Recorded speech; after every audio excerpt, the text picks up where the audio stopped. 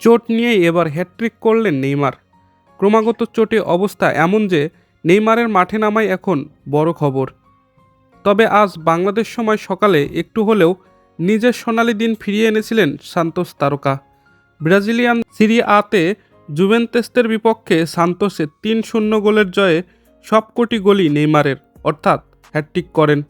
বিরতির পর ৫৬, ৬৫ ও ৭৩ মিনিটে নেইমার গোল করেন ৩টি। ১৭ মিনিটের মধ্যে হ্যাটট্রিক তুলে নেওয়ার পথে তার শেষ গোলটি পেনাল্টি থেকে।